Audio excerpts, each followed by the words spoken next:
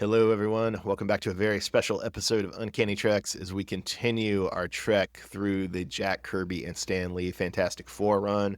We are looking at the third epic of the Kirby run that covers issue number 33 to, is it issue number 51, Matt? Yes, I believe so. All the way to issue 51. All right. Well, I am Bob in Cascadia. That is Matt in the Southland. Matt, how you doing tonight? Doing pretty well, Bob. Man, making it through this Fantastic Four stuff. It's actually getting a bit easier. It's not as difficult to get through these issues now. I feel like once Lee and Kirby hit their stride, it takes off. And I also kind of like it, too, that there's more continuation between the issues. They're almost little mini sagas. Yeah, we have like a Frightful Four saga in this volume and an Inhumans volume, and they a little bit bleed into each other. Then you've got the multi-part Galactus story, the multi-part Doctor Doom story. And do you think it's getting easier because the run is getting more accomplished, or just because you've really been inundated in 1960s Jack Kirby and Stan Lee comics these last few months? That's a good question, Bob. I asked myself that I have to switch your brain to a different mode to read these, going from the Hickman stuff and the aughts to this. I'm just finding more charm in what we're reading than I was at the beginning. Definitely, in a lot of ways, these next volume 2 and volume 3 are more accomplished than volume 1. I think maybe also seeing the Avengers run, which, although it had its charm, like the Kirby Avengers run, those 8 issues we looked at, they have their charms, but they're definitely inferior to this. It certainly helps me appreciate these more, too, to see, okay, this is when Jack and Stan aren't working together quite as well. And I could agree with that because I've tried to go back to the next couple of issues of the Avengers, and I am struggling to get into it. Okay, so you're not necessarily bowled over by the Don Heck, Stan Lee stuff? No, not at all. We might still try to do some of that, but that's making it sound maybe not likely we're going to be able to go through the rest of the Stan Lee run and the rest of the Roy Thomas run. Yeah, but Fantastic Four stuff, though, like I said before, it gets better as you continue. I really don't want to do the post-Kirby Fantastic Four unless you want to, but if you read a little beyond, you'll see why. Yeah. Well, should we go ahead and plunge into it, Matt? Let's plunge into it, Bob, and I like the word you use there, plunge, because this is a Submariner issue. Yeah, number 33, side by side with the Submariner, Matt. So who do we first meet this issue? This is the first appearance of Atuma, Bob. He's a prominent foe for Namor and the Avengers later on. To be honest, Matt, I assumed we had already met Atuma in this run. I did not realize this was his first appearance. But the thing that did grab my attention is that Reed comes up with a make the team breathe underwater treatment. And so Ben's way of testing this is he just bobs his head down in a fish tank. Yeah, and what I love about Reed here is he sprays this on them. It's like a gas, and it's supposed to add more oxygen to their bodies. However, he doesn't spray it on them before going to the dock. He sprays it on them at the headquarters. Come on, Reed. Let's be smart here. Hey, man, it's so much oxygen. They got days and days of oxygen. That's not what Reed says, Bob, and if you read the story, that was the issue. We could have avoided the whole problem at the end of the issue had he just waited till they got to the dock and sprayed them. Another thing I wanted to highlight was on page 8 in 33, we get another Kirby collage. We saw our first one in the last epic volume. I said I thought that was the first one, but I wasn't sure. But I went back and checked, and that one we saw last volume was the first one. So here's, I believe, the second Kirby collage. But it's interesting that it's a collage done with a photo from under the sea rather than in space, which is most of the Kirby collages. So that was a neat little reversal. These are rather striking when you're reading the issues. You'll just be flipping through and you'll see the regular coloring and everything. And boom, you've got a page that's just a complete collage from the 60s and has this weird artistic motif that you're not used to seeing in comics. I appreciate them. And he picks the right places to put them. Usually when we're looking at, like you said, space or visual things that need to be more visually appealing than what you sometimes it's equipment or lab stuff, right? A lot of times it's space or the environment of the sea. But Matt, right after that sublime visual of the collage, we get some cringe. We get some very big cringe, Bob, because they can't find Reed. Reed has disappeared, but he makes himself known by extending his arm and making a 4. My favorite part of this is that Ben then says, "This is so corny," which I agree 100% with. But then we get the corniest thing I've ever seen in these comics thus far, Bob, and that's what you see on page 11. Yeah, so the next thing on page 11, Matt, I wouldn't even say it's corny. I don't find it corny. I just find it horrific. And it's Reed in the shape of a manta ray. I had a nightmare about it. You go underwater, you can just magically stretch yourself into these animals. The man is literally Play-Doh at this point. He's plastic, man. But Yeah. yeah, man, Reed's transformations under Jack Kirby's pen are sometimes deeply disturbing. And this, although the other one that really bothered me, I think, was Walt Simonson, where Reed gets dinosaur-like to play with the kids. That is unforgettable. Haunting. But Reed once again does use his stretch powers on the last couple of pages, Bob. He stretches himself from the bottom of the ocean all the way to the surface, then literally becomes a life preserver buoy type thing. That was okay, because I could see his body turning into the buoy, so he made up for it. Your favorite comes at the end. They really made up for it, Bob. They have a really hot pinup of Namor. I'm doing these comics digitally. I was thinking about printing it out and putting it on the wall. Matt's becoming a regular Sue Storm here. Got pinups of Namor all over his wedding bedroom. So issue number 34 is House Divided, Matt. What did you think about the cover? Based on the cover, I was under the impression that this Gideon character they keep referring to was going to be Professor X. Looks like Professor X, bald-headed dude, sitting at a desk, green jacket. But no, it's this guy who is making the Fantastic Four trust each other by conning them into thinking other villains. Not to undermine you, but you look at the back of that chair, it's too Baroque. Professor X's tastes don't run that way. Maybe they were just trying to throw us off, which I guess they threw me off. I would say about this issue, Matt, Mr. Gideon does suck as a villain. He's terrible. But you do have Ben Grimm put on a Beatles wig on page 3, and that's arguably enough to make like the issue great all on its own, just like Beetle Ben Grimm. It was interesting to see him with a little bowl cut type thing going on. My favorite part in this issue, that really, if we want to skip an issue, Bob, this is probably the one to do in the grand scheme of things. Because we usually rate these issues, correct? We do. The first issue is definitely great. I didn't have really any issues with that. But this one, I would consider putting it in the dumpster fire if we wanted to. It's the Beatles wig is the only thing that saves it from the dumpster fire. There's all these workers and they're taking things out. And Reed says, "Workmen taking the Fantastic Car and our missile."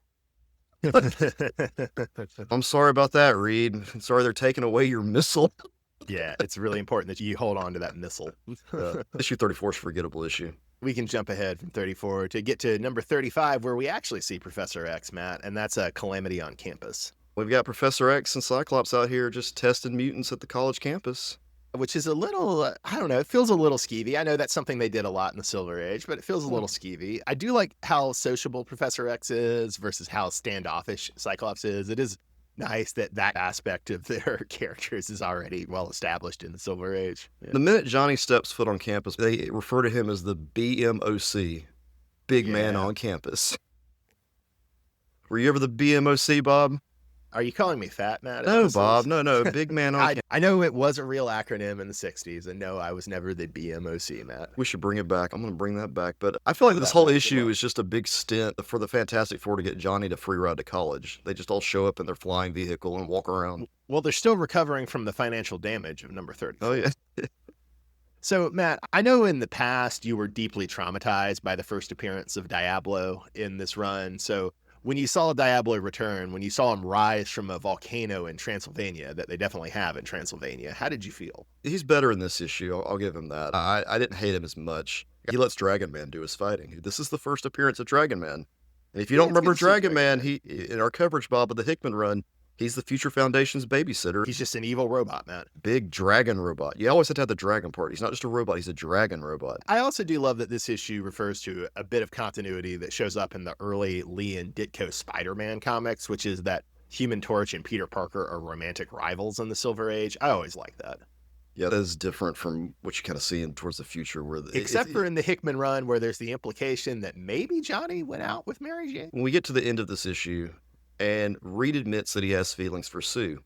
Then we hit issue 36, the Frightful Four, and they're engaged because you can't have them just hanging out with each other unless they're about to be married.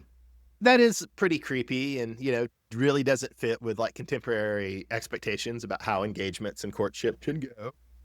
I guess in fairness, maybe you can make the argument of, okay, we've been denying our obvious feelings for each other for so long that, but I see what you're saying, and you have a good point. They could not live in the Baxter building together, Bob, without That's being true. engaged. It would be disgraceful. It would invite a scandal.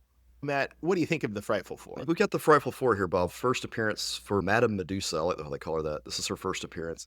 Then we have the Wingless Wizard. We have the Sandman. And the last member of the Frightful Four, Bob, Paste Pot Pete. Yeah. So Sandman, as we probably all know, is an Amazing Spider-Man villain, right? Although Right. he will also become a Fantastic Four villain because of his membership in the Frightful Four. And then, am I right that Wizard and Paste Pot Pete were both debuted in the Human Torch solo stories and Strange Tales? That is correct, Bob. Strange Tales 102 and Strange Tales 104. Nice. And I do just want to say, I do love the cover of this issue. And I also absolutely love on 8, we get like these double wide panels. One is Madame Medusa's debuting her costume that the Wizards got for her. And then we also kind of parallel to that get Reed and Sue's engagement party, which then leads to the next page of Spider-Man sneaking his hand in to steal a piece of cake from the Reed and Sue's engagement party. Very X-Men animated series Spider-Man appearance, if I do say so myself. Oh, does he steal an X-Men the animated? He doesn't steal, Bob, but you just see his hand with the web.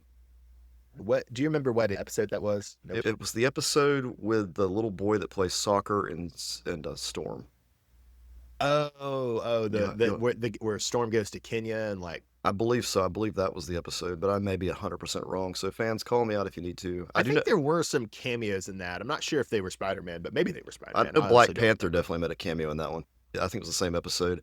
And folks, if you are interested in X-Men 92 versus Young Justice, which is something we covered on Patreon, I have lowered the price down to $1. For $1, you can listen to those episodes.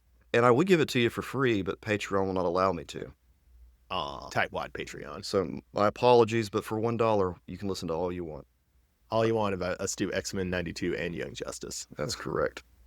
All right. So moving on to issue number 37, Behold a Distant Star. Yeah, this issue starts off with Reed just casually walking into the room with his power ray already on, and he zaps the Human Torch with it. And they're both getting ready for the wedding rehearsal, which I think is hilarious. It's funny because Thing has his tux on. He just blew Johnny's tux off, and Reed's not even dressed or nothing. So you can see where the importance is here. What he's got his priorities straight. Later on, though, on page 5, you get subspace explained in like the simplest 2D image. And the reason they're needing to travel through subspace is because Sue wants to exact a vengeance on the man who murdered her father, the Skrulls. Brutal. Yes, before their wedding. But it's like Reed's wedding. What would you call this? It's this requirement before they can get married. He has to do this. It's like a test. Feats. We have another right after we have that wonderful diagram of subspace and the Skrull galaxy, which I believe is the Andromeda galaxy. I believe that's their galaxy. But, diagram of the Milky Way, the Andromeda, and subspace. We get a Kirby collage on page 6, and we get a wonderful caption defending the blurriness of the Kirby collage on page 6. Right. So this issue, I'm going to put it in the okay category if I had to rank this, Bob. The others have pretty much been, relatively good, except for that one issue we could throw away with the house divided. I don't know. Honestly, I could see still putting this in the great, but I understand your disquiet with it. Some of the art, that even though that image makes no sense, the art of Reed blowing the suit off Johnny is great. Yeah, that is all right. And I also want to put out, too, the subspace explanation is the exact same thing exact same explanation they used in the film, the most recent film. Oh, funny. Like spot for spot, how they explained it. It's interesting. Well, Bob, issue 38, defeated by the Frightful Four. We open with a really amazing splash page. We've got the FF standing atop a photo that Reed took, or at least 3 of the FF standing atop a photo Reed took last issue. It's a really cool splash page, very conceptual. And it's neat in modern comics. This would be the whole hologram thing where they bring up a hologram recreation of something. But back then, you actually had a giant photo on the ground. It's fascinating. It's interesting to see how technology has evolved, but still remains pretty much the same concept. Conceptually, it's the same idea. Then the next page, page 2, we get Sue pranking the boys, which is an interesting shift, right? Well, no, the interesting shift comes on page 3, Bob. Well, I don't know if that's an interesting shift, but it's certainly something. On page 3, Ben is trying to spank Sue for pranking them. That was a little wild. Yeah, a lot of spanking going on in the 60s. And that was much as I like Ben does that a lot. Yeah. And I will say, Bob, on page 5, our good friend Paste Pot Pete, this is where he decides that his name is very, very stupid, and he now wants to go by the name The Trapster. Matt, you've seen Spider-Man No More? Well, before it was Spider-Man No More, it was Paste Pot Pete No More. He's going to branch out from the paste demo. That's his hope. And then I will say this, Bob, on page 6, Medusa's already got a brand new costume from the one She she does. revealed in the first one. It doesn't have the head covering. You got any opinions on this? Do you prefer with the head covering or without? Madame Medusa is the original Melania, the far more fashionable Melania. And when Black Bolt needs to be bribed by a private company, they'll make a much better documentary about Madame Medusa than they will Melania, Matt. Because Madame Medusa is such a fashion icon, unlike the current First Lady, I trust Madame Medusa's fashion sense. And so sometimes she needs the head covering, sometimes she doesn't. I trust her to know when she needs it and when she doesn't. Well, Bob, what do you think about when she wears glasses? I was shocked at how much I loved her sunglasses, Matt. They're great. She strides in on Sue Storm at the fashion designer's place. She's got these really great sunglasses that don't have like visible arms. They Yeah, just they just sit there like little pointy lenses over her eyes. It's high fashion, I think. they sit on her nose. They're like the domino mask that Robin wears. They are, Yeah. but without the bridge. At the end of this issue, the Fantastic Four, they're trapped on an island with a bomb that's about to go off. It's been planted by the Frightful Four. And Sue uses her force field to protect the heroes. But you have to notice that the Thing is now just regular Ben Grimm, which is a nice foreshadowing for the next issue. So the next issue, Matt, is number 39, A Blind Man Shall Lead Them. And the plot development you're alluding to is that the Fantastic Four has lost their powers. But I just want to begin by noting we have another collage on page 4 of Reed's lab. It's a really great photo collage. He's in there, he's trying to figure out how he can recreate or artificially recreate the Fantastic Four's powers. The solution is mostly mechanical replacements, right? We get a Thing robot. We get a Thing robot, we get Johnny Storm with some suit that spits fire, and we get I bet asbestos is involved somehow. there's less asbestos in this volume than in the previous, way less. So if you were disappointed by the amount of asbestos in the previous volume, I don't know when people started figuring out that asbestos was cancerous, but maybe they were getting some memos from Marvel Legal that's like, go easy on that. we'll stop using that word so much. We don't want to tell the kids it's okay to sprinkle some on your cereal to make you fire resistant, things like that. But going back to the mechanical replacements, Sue's got some light reflective suit thing going on that is neat for the time. This is technology that they use in the Metal Gear Solid video games to make the main character Snake seem invisible. Oh, gross. I was impressed that they were already pulling off stuff back in the day. But I want to say, Bob, that is a Thing robot, is that better than a robot suit like we see in the future? Because in the 90s you had, Nah, the suit's much better, man. I think so as well. The Thing here struggled to use it's a robot he's controlling on the side. Maybe that was cool in the 60s, but I need him in a mech. This is not something I actually want to see, but it almost makes you want to wish they do some sort of like Thing versus the Puppet Master, or Ben Grimm controlling the Thing robot versus the Puppet Master. Oh, yeah, that could be good. Maybe it'll happen. Yeah. Speaking of guest stars, Matt. Yeah, do you have any opinions on Daredevil in this issue and the next issue? It's great, man. These are all-time classic Silver Age Daredevil stuff. The early Daredevil issues in the Silver Age, they're fun. We could look at them. There's a couple great issues, but they're in there, but there's also some real mid stuff. So this is some of the best Silver Age Daredevil. I enjoyed his appearances. I thought he fit in very nicely as a fifth member of the team in a sense.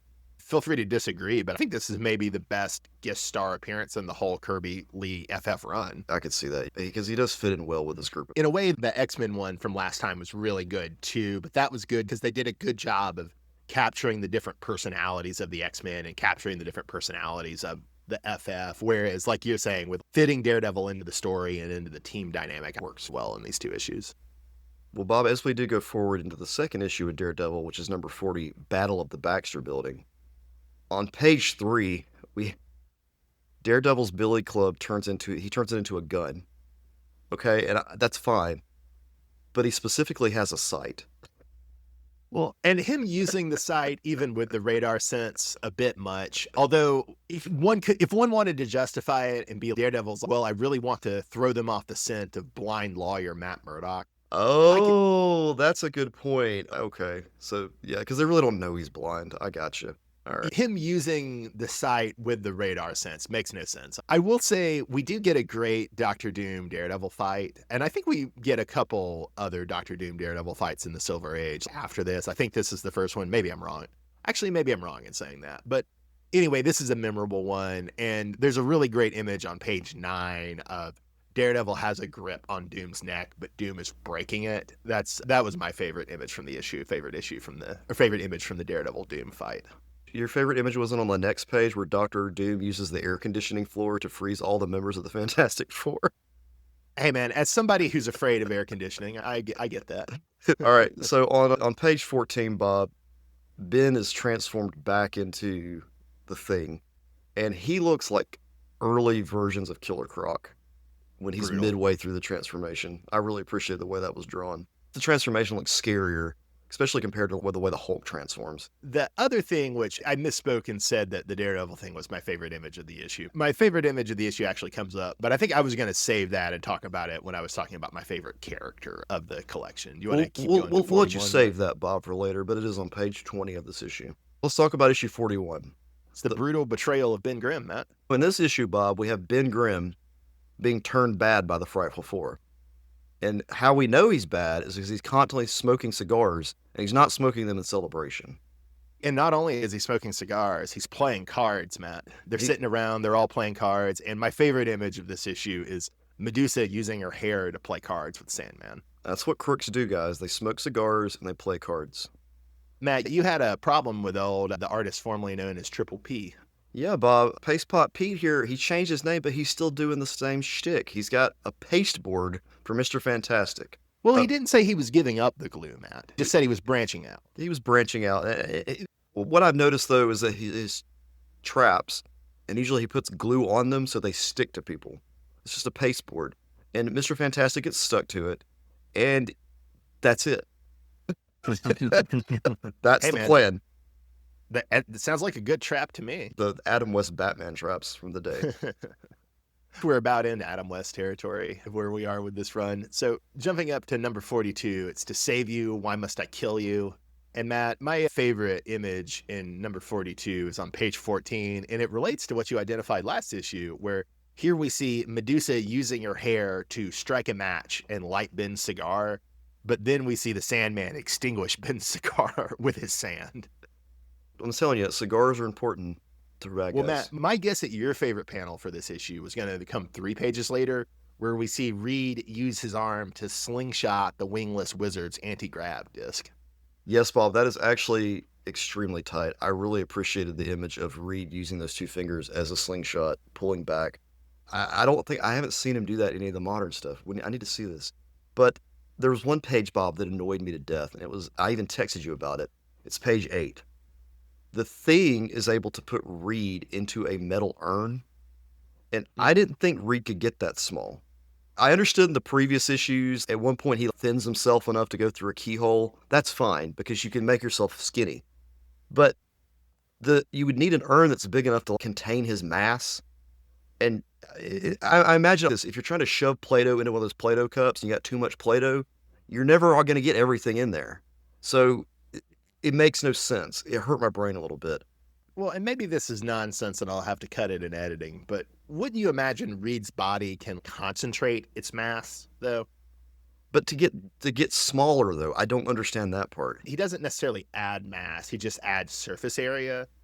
But couldn't he constrict the mass down to a much smaller area? So you're saying basically flatten himself to the point where he could then fold himself over and over again? Basically. Okay, yeah. But that's not what happens. The Thing just shoves him up in there.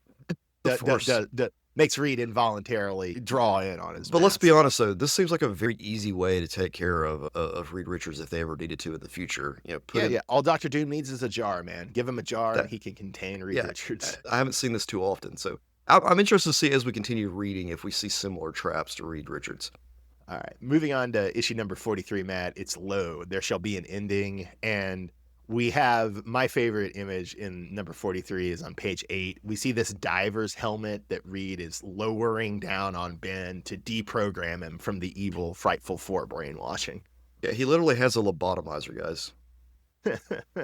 Hey, man, Reed wouldn't call it that. You might call it that. Reed wouldn't call it that. So, Matt, we get the resolution, right, of Ben Grimm gets deprogrammed or lobotomized, depending on your reading of the issue. He leaves the Frightful Four. The Frightful Four is defeated. And, Matt, I assumed that your favorite panel would be at the end, page 20, the last panel, where we see Ben in bed recovering. but he's wholly framed by Reed and Sue holding hands. I thought you would love that panel, Well, man. Bob, in the next issue, which we hit annual number 3, Baxter Building Bedlam, it's the wedding issue. They've been engaged for an issue or two. Now they're here ready for the wedding. Yeah, Matt, you said it's the most crowded cover you've ever seen. I'd also say, in general, it's probably the most crowded issue of superhero comics produced to this point, and maybe for a while after. They put everybody in this issue. We've got Patsy Walker and Hetty Wolf, who are romance comics characters. We see them early. They're admiring Tony Stark's top hat. It's nice. Yeah. We have Nick Fury with his eye patch, so I guess that cat that scratched him has happened since the last appearance.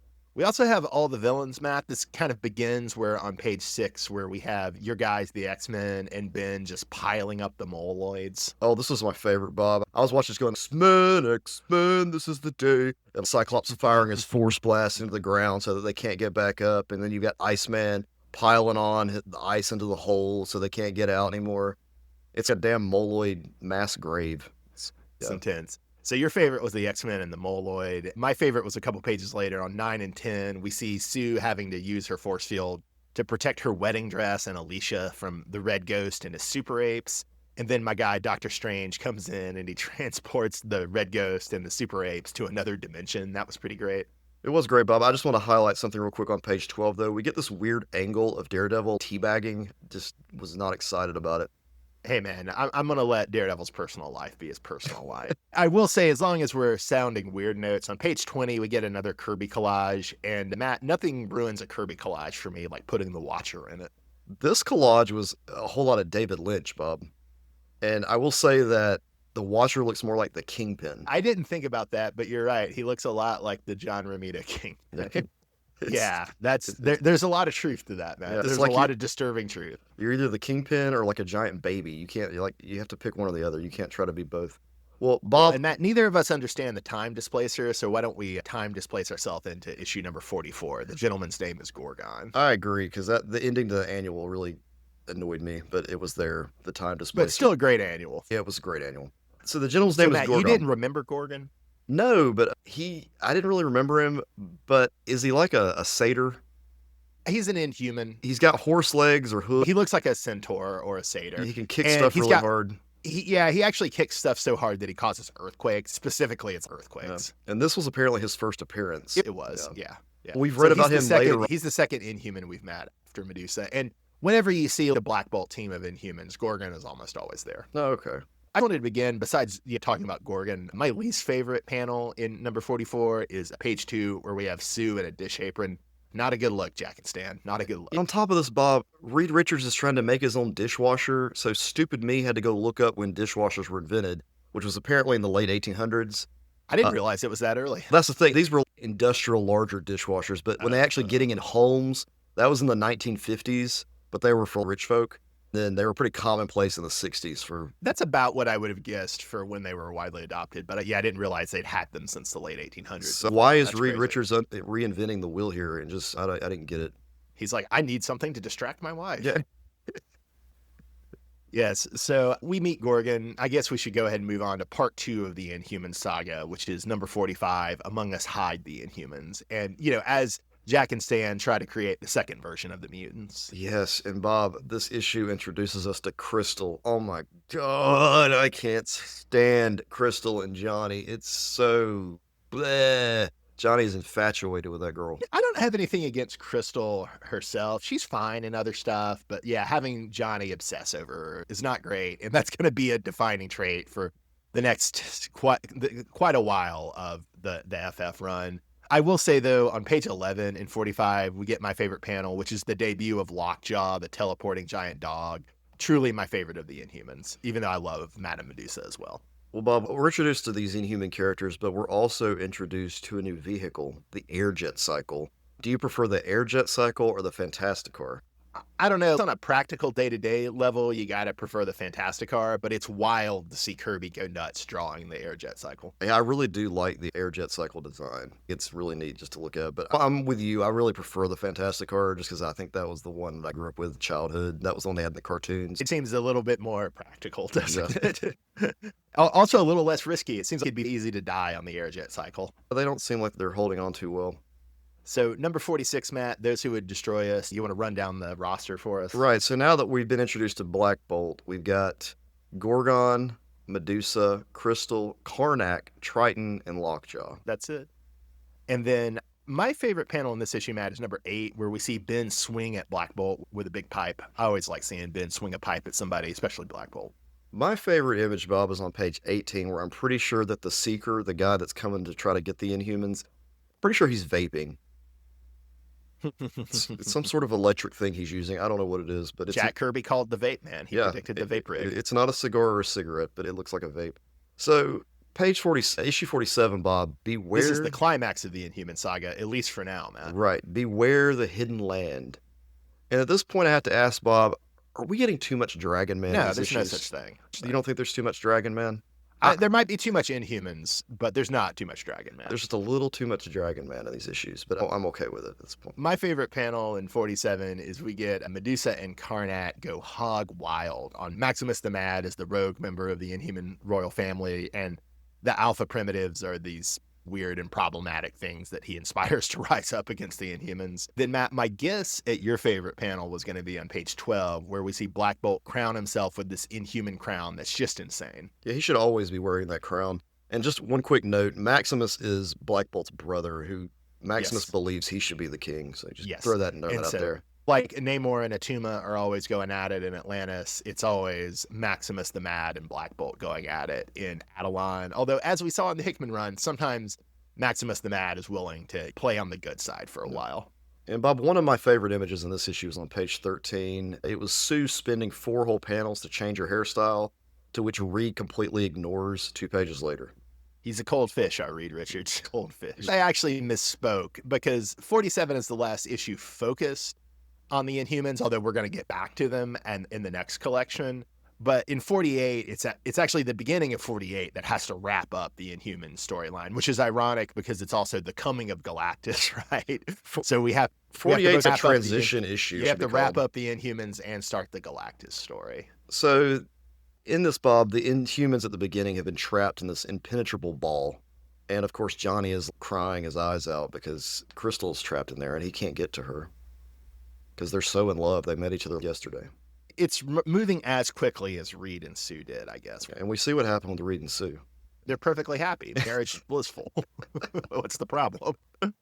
My favorite image is not going to involve the Inhumans for 48. It's deeper in where we've met Galactus and the Silver Surfer. Or actually, we haven't met Galactus yet. We just met the Silver Surfer. And we see Ben sucker punch the Silver Surfer on page 18. Bob, on page 20, we do finally get to see Galactus. And he appears to be wearing lederhosen with Christmas colors. No joke. And I do love the G on his chest. They really should do a Christmas story where Galactus has to take over for Santa Claus. I'm not sure if this is the only time we see him this way or if this was just a publishing error or what. But then in the next issue, he's wearing, issue number 49, If This Be Doomsday, he's wearing a purple toga. Do you prefer your Galactus wearing pants or do you like him wearing this like toga thing? I'm generally of the opinion men should wear pants. I don't want that to be an absolute rule, but generally I'm of the opinion that men should wear pants. And then, Bob, on page 14, we get the Punisher. Wait, Frank Castle is working for Galactus, man? Yeah, Bob, Frank Castle showed up. No, it's... Wait, is it Cosmic Ghost Rider? No, Bob, not Cosmic Ghost Rider. It's Galactus' little robot thing that attacks the Fantastic Four while Galactus is trying to eat the world. I always forget that the first Punisher in the Marvel Universe is Galactus' robot, and we actually have seen this Punisher before, right, Matt? Correct, yes. Much later down the road.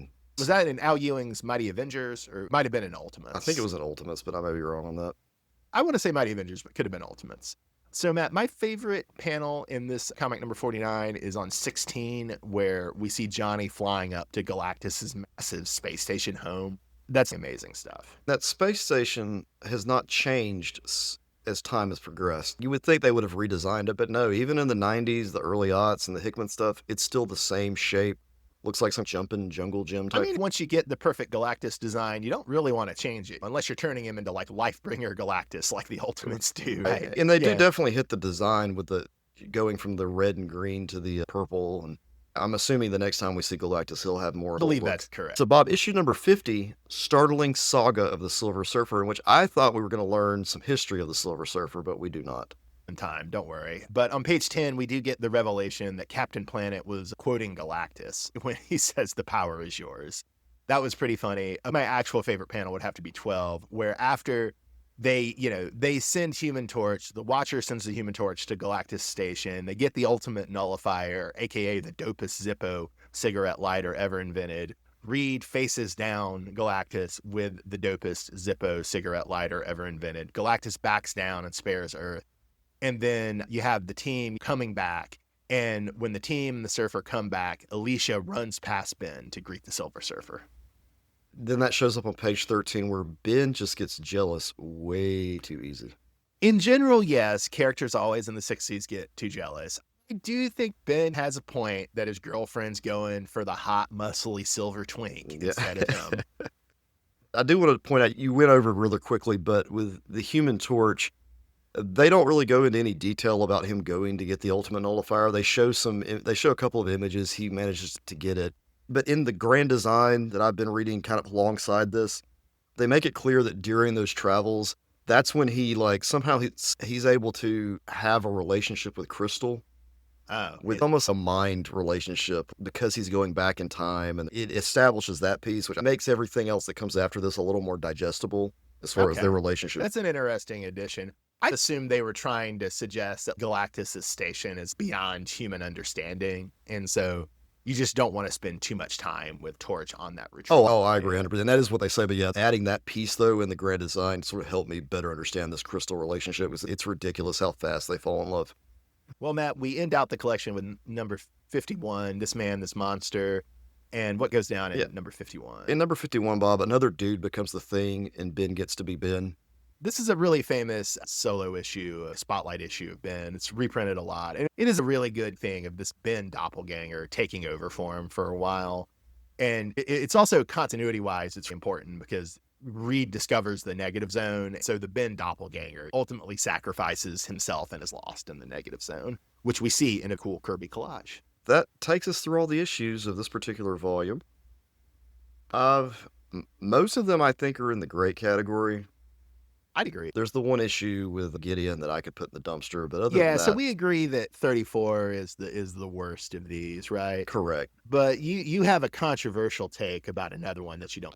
I do, Bob. You said issue 51, This Man, This Monster, is one of the issues that people like, and it may be blasphemous me saying this, but I didn't really care for it.